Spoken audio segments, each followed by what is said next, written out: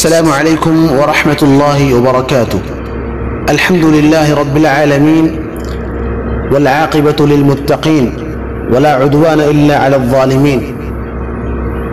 أما بعد، محترم و معزز برادران اور عزیز ساتھیوں، پردہ نشین ماں اور بہنوں، اب تک ہم نے اسلام کے پہلے رکن پر گفتگو کی، کلمہ توحید پر اور اس کے واجبات اور ارکان اور اس کے شرائط پر روشنی ڈالی، اور اب انشاءاللہ اسلام کے دوسرے رکن کی طرف چلتے ہیں، اور وہ ہے نماز۔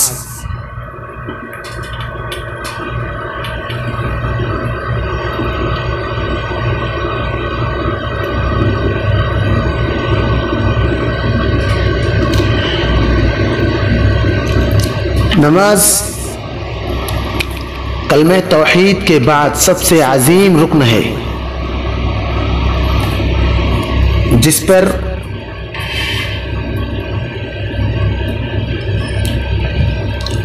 اسلام قائم ہے، اور یہ دلیل ہے کسی بھی شخص کے ایمان کے اندر سچا ہونے میں۔ اگر کوئی شخص کلمہ توحید کا اقرار کرنے کے بعد، ان کے شرائط پر عمل کرنے کے بعد نماز کو قائم کرتا ہے،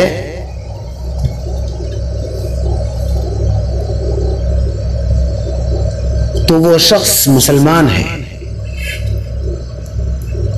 اور اس شخص کی ایمان کی دلیل ہے کہ وہ نماز کو قائم کرتا ہے۔ اللہ کے رسول صلی اللہ علیہ وسلم نے ارشاد فرمایا، من حافظ علیہا کانت لہ نورا وبرہانا ونجاتا یوم القیامہ ومن لم يحافظ عليها لم يكن له نور ولا برهان ولا نجاة وكان يوم القيامة مع قارون وفرعون وهامان وأبي بن خلف۔ جو شخص نماز کو قائم کرتا ہے، نماز کی حفاظت کرتا ہے، نماز اس کے لیے روشنی ہے، اس کے لیے کھلی ہوئی دلیل ہے، اور قیامت کے دن نجات کے اسباب میں سے ایک عظیم سبب ہے۔ جو شخص نماز کو قائم نہیں کرتا، نماز کی حفاظت نہیں کرتا، نہ ہی اس کے لیے نور ہوگا، نہ ہی اس کے لیے اس کے اسلام پر کوئی دلیل ہوگی، اور نہ ہی اسے جہنم کے عذاب سے کوئی چیز نجات دلا سکتی ہے۔ اور وہ شخص جو نماز کو قائم نہیں کرتا، نماز کی حفاظت نہیں کرتا، قیامت کے دن قارون اور فرعون اور حامان اور ابی ابن خلف جیسے ذلیل لوگوں کے ساتھ ہوگا۔ نماز یہ کھلی ہوئی دلیل ہے اور گواہی دینے والی ہے اس شخص کے ایمان کے سچائی میں جس نے ایمان کو قبول کیا۔ اللہ سبحانہ وتعالی ارشاد فرماتے ہیں، انما يعمر مساجد اللہ من آمن باللہ والیوم الآخر واقام الصلاة۔ بے شک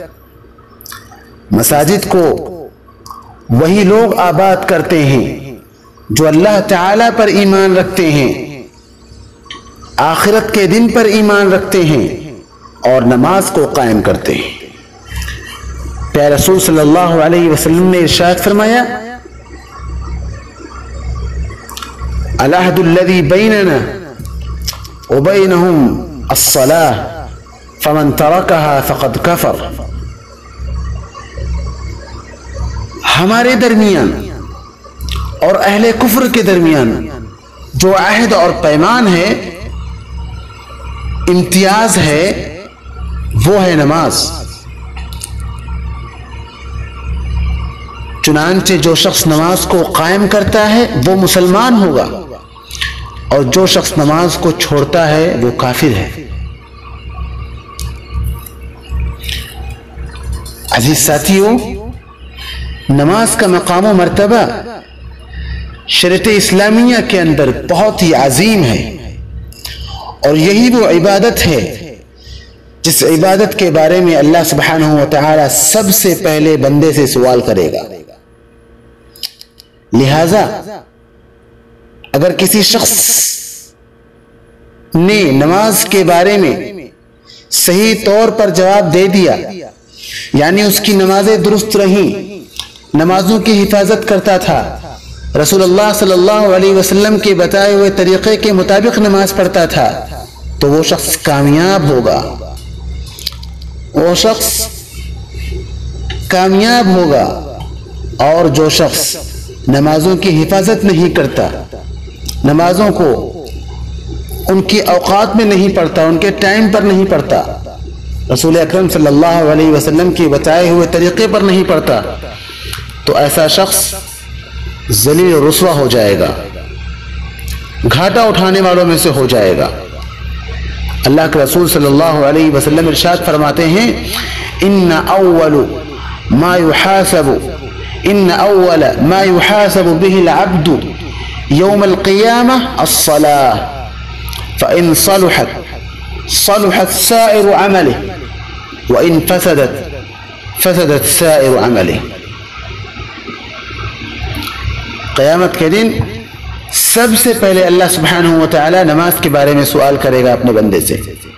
لہذا اگر کسی شخص کی نماز درست رہی تو اس کے سارے اعمال درست ہوں گے، اور اگر نماز درست نہیں رہی، نمازوں کی حفاظت نہیں کرتا رہا، نمازوں میں کوتاہی کرتا رہا، تو اس کے سارے اعمال غیر مقبول ہوں گے۔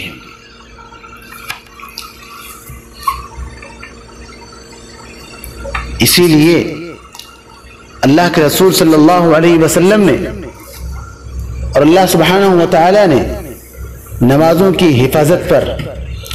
بہت سختی سے تاکید کی ہے۔ چنانچہ اللہ سبحانہ و تعالی کا فرمان ہے، حافظوا علی الصلوات والصلاة الوسطى وقوموا للہ قانتین، نمازوں کی حفاظت کرو، خاص طور سے نماز وسطیٰ کی یعنی عصر کی نماز کی، وقوموا للہ قانتین، اور اللہ سبحانہ و تعالی کے لیے کھڑے ہو جاؤ۔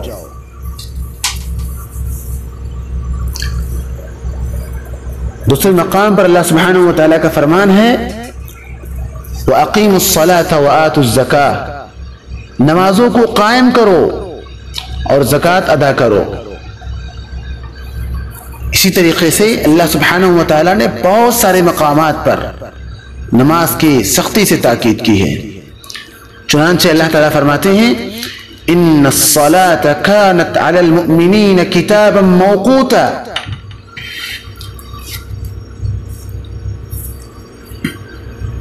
بے شک نماز مومنین پر ان کے اوقات میں فرض کی گئی ہے۔ نماز کے جو اوقات ہیں ان اوقات کے حساب سے فرض کی گئی ہے۔ اس سے معلوم یہ ہوتا ہے کہ نماز کو ان کے وقت میں پڑھنا فرض ہے، نماز میں تاخیر کرنا بغیر کسی سبب کے جائز نہیں ہے۔ دوسرے مقام پر اللہ سبحانہ و تعالیٰ فرماتے ہیں، پیارے رسول صلی اللہ علیہ وسلم سے خطاب کرتے ہوئے، وَأْمُرْ أَهْلَكَ بِالصَّلَاةِ وَاصْطَبِرْ عَلَيْهَا، اے محمد صلی اللہ علیہ وسلم، آپ اپنے اہل کو، اپنے رعیت کو، اپنے بیوی بچوں کو نماز کا حکم دیں اور آپ بھی اسی پر ڈٹ جائیں۔ دوسرے مقام پر اللہ سبحانہ و تعالیٰ نے ارشاد فرمایا، فخلف من بعدهم خلف اضاعوا الصلاة واتبعوا الشهوات فسوف يلقون غيا۔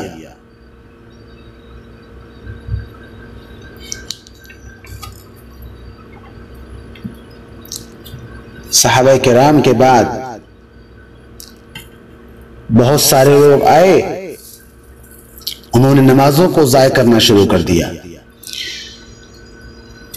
اپنے شہوات اور اپنے خواہشات کی اتباع کرنی شروع کر دی، ایسے لوگ جہنم کے اندر ڈالے جائیں گے۔ دوسرے مقام پر اللہ سبحانہ و تعالی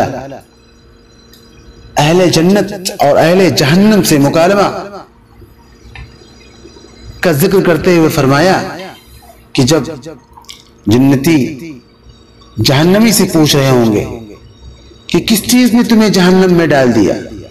تم تو دنیا کے اندر بہت مضبوط تھے، بہت سینہ تان کر چلتے تھے، فخر کے ساتھ چلتے تھے، لیکن آج تم جہنم کے اندر ہو۔ وہ کہیں گے لم نکن من المصلین، ہم لوگ نمازوں کو قائم نہیں کرتے تھے۔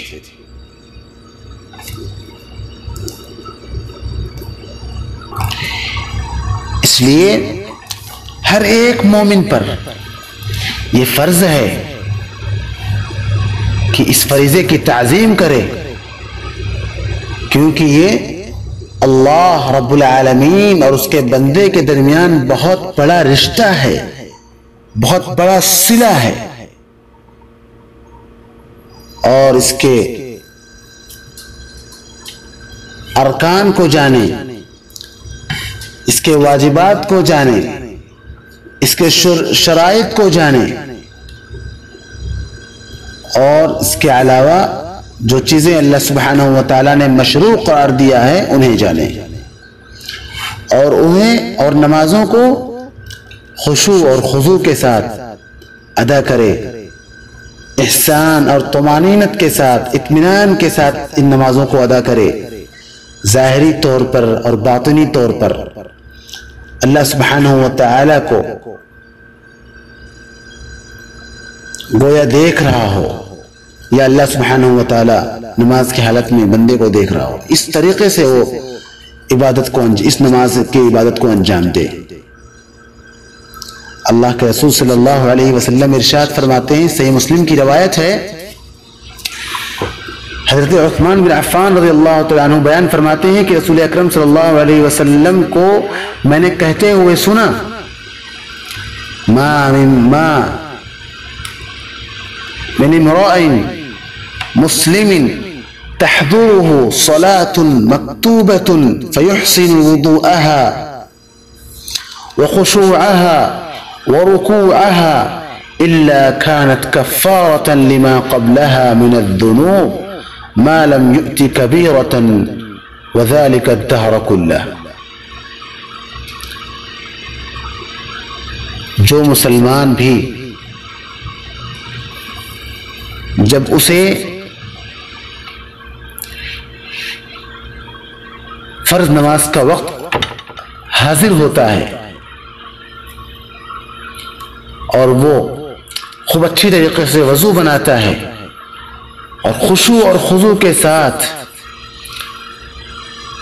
نماز کے ارکان کو اچھے انداز میں ادا کرتا ہے،